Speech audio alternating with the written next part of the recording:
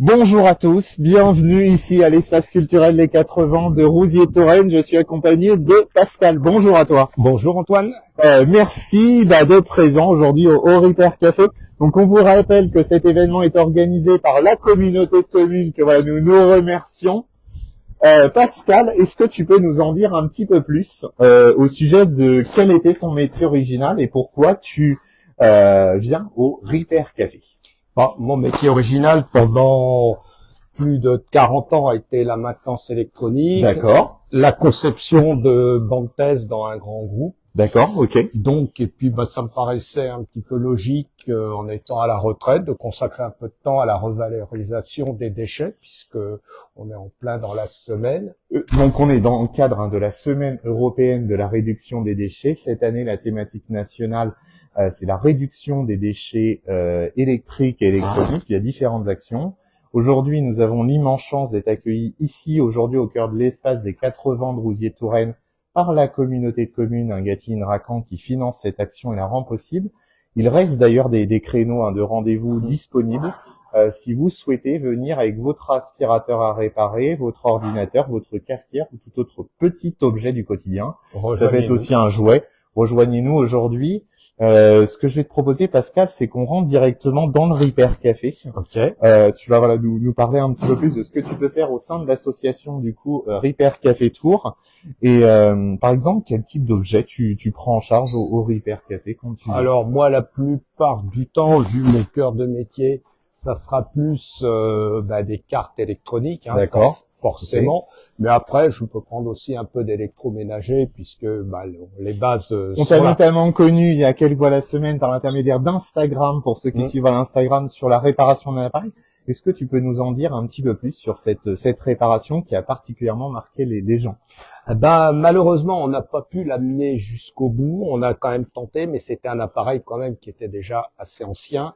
Donc, une fois qu'on a terminé les investigations, on s'est rendu compte que ça venait probablement du microcontrôleur. Et là, malheureusement, l'appareil... Ça fait partie des 45 ou 40% d'objets qu'on ne peut pas sauver à l'année. J'en profite aussi de cet univers plutôt convivial du Repair Café d'aujourd'hui pour vous parler qu'il y aura d'autres animations proposées dans le cadre de cet après-midi. Notamment, vous avez Tritou qui sera présent, la mascotte. Vous aurez aussi d'autres petits ateliers. Est-ce que toi, tu connaissais, par exemple, cette action de la communauté de communes ou pas du tout, l'opération réduction? Non, je m'y intéresse depuis peu, puisque en suivant le Repair Café, on a des partenariats, mais c'est vrai que c'est une partie que j'ignorais. Donc voilà, vous allez avoir donc pas mal de petits ateliers, ils vont s'installer tout à l'heure. Notamment, vous retrouverez zéro déchet, vous retrouverez tout un tas d'autres structures. N'hésitez pas vraiment à venir l'espace des 80 de Rousiers-Touraine, ça vaut le coup cet après-midi. Cet événement est plutôt sympa, organisé par la communauté de communes. C'est un peu un temps fort de convivialité et d'échange. Pascal, ce que je vais te proposer, c'est qu'on rentre dans l'univers Repair Café et que tu nous présentes un petit peu comment ça fonctionne en termes de Repair Café. Comment ça va se passer pour les gens qui potentiellement nous suivent là maintenant via les réseaux sociaux, qui contactent le 07 55 67 21 46 et qui vont potentiellement venir avec leur aspirateur ou leur ordinateur. Voilà. Donc ils vont commencer déjà par passer pour s'inscrire. Donc l'aspect balance qui est super important, peser de votre objet, car on comptabilise tout ce qui va être déchets pris en compte sur les Repair Café. On remercie Sylvia et tout son pôle accueil. Car vous avez différents pôles qui gravitent au Repair Café. Merci à eux. C'est aux alentours de 32 personnes de l'association Repair Café Tour qui seront présentes sur cette action. Ensuite, Pascal, qu'est-ce qui va se passer une fois que la personne a rempli sa fiche, a signé le petit règlement intérieur comme qu'on ne garantit pas la réparation? Qu'est-ce qu'on va faire? Ça va être assez simple. La personne va être réaiguillée en fonction du type d'appareil vers les bénévoles qui vont faire la réparation. Ce que je te propose, c'est qu'on aille peut-être aussi faire un petit tour au Prédiag. Oui, il y aura J'arrive, Dominique. Donc, au niveau Prédiag, vous allez avoir donc les tests, tout ce qui va être test, des objets électriques. Voilà, donc votre aspirateur qu'on va tester, votre mixeur qu'on va tester pour regarder s'il présente pas un risque électrique. Toi, par exemple, Pascal, est-ce que tout ce qui va être aspirateur ou mixeur, c'est des objets que tu vois régulièrement au Repair Café? Est-ce que tu as des exemples d'objets un petit peu plus exotiques qu'on peut aussi apporter au repair? Oui, qu'est-ce que j'ai vu? J'ai vu des enceintes, j'ai vu un appareil qui permettait de faire de la gravure sur bois. Enfin, Des platines vinyles aussi, on en voit de temps en on temps. revoit. On voit des jouets aussi Oui. de temps en temps. De l'hi-fi vintage, on en a voilà. discuté. Donc, Et voilà. il y aura aussi des couturières. On le précise aussi cet après-midi. Vous aurez des bénévoles couturières qui pourront vous aider notamment à réparer tout ce qui est décor de Noël. Donc une fois le pré-diag passé, donc ça pour un objet électrique, on va se diriger vers une position de réparation. Et je crois que c'est ton domaine, Pascal. Voilà. Ce que je te propose, c'est qu'on te suive sur cette position d'aide à la réparation des petits équipements du quotidien. Voilà. Alors ce qu'il faut préciser, c'est qu'aussi les personnes seront dirigées en fonction des compétences de tous les bénévoles. Quels vont être les outils, on va dire, principaux d'un bénévole réparateur ou les appétences particulières qu'il faut pour pouvoir dépanner un objet du quotidien si jamais quelqu'un souhaite aussi rejoindre le Repair Café très prochainement?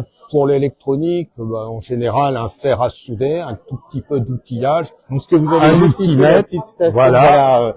Air chaud qui est là. Voilà, un multimètre, et en général, à partir de là, on peut déjà faire des bons diagnostics.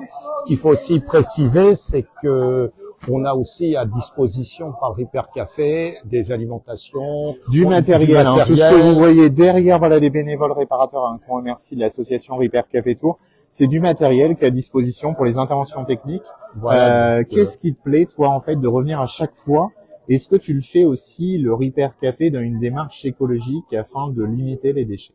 Déjà, oui, c'est un peu le principal objet. Hein. Et puis, c'est intéressant parce qu'on tombe sur des objets que je connais pas forcément. Moi, c'était pas mon cœur de métier, le grand public. Donc, c'était plutôt pour les gens qui connaissent pas forcément, mais si je me trompe pas, dans vraiment l'électronique, mais plus industriel. Voilà, industriel. Donc, puis ça permet aussi de faire des rencontres sympathiques. La plupart des gens qui viennent nous consulter, on échange, on leur explique un petit peu. Il y a la démarche pédagogique qui peut aussi les intéresser. Donc, voilà. Écoute, merci de ton témoignage. Pour finir, est-ce que depuis que tu t'investis au Repair Café, il y a 2 expériences de réparation qui t'ont particulièrement marqué, ou des choses que tu as apprécié faire, ou dépanner au Repair Café? Oui, surtout la gentillesse des gens, parce que quelquefois, malheureusement, on n'arrive pas toujours à réparer, faute de pièces, ou l'appareil n'est tout simplement pas réparable, mais les gens restent vraiment sympas, ils comprennent que nous sommes des bénévoles, on essaye de faire. Et on n'oublie pas de souligner l'aspect convivial, comme vous le voyez, vous avez l'intendance qui est en train de se préparer à l'heure actuelle, donc la partie café, visiteur, ce qui est aussi la convivialité. Vu qu'on suit le concept Repair Café International, vous avez le repas juste derrière nous en cours de mise en place. Je profite de cet échange par vidéo pour vous dire qu'il reste encore des créneaux disponibles. Et n'hésitez pas franchement à nous appeler au 07 55 67 21 46. 07 55 67 21 46. Voici le numéro incontournable à retenir. Et on vous précise aussi que nous serons présents normalement le 13 décembre prochain à La Riche dans le cadre d'un événement en partenariat avec la mairie et la métropole que nous remercions. À très bientôt pour de nouvelles aventures d'aide à la réparation. Un très grand merci à toi, Pascal, d'avoir accepté de témoigner. C'est pas toujours simple. Avec merci plaisir. À toi. Merci encore à Pascal qui est derrière la caméra, qui nous a permis de faire ce live. Et on vous retrouve tout au long de cette journée pour différents petits lives. C'est la thématique de la semaine européenne de la réduction des déchets. Réparons ensemble. Donc on en profite pour vous faire connaître notre fonctionnement et notre organisation. Et salut au Repair Café français qui nous suivrait par l'intermédiaire des réseaux sociaux. Bonne journée à toi et à très bientôt. Merci à toi aussi.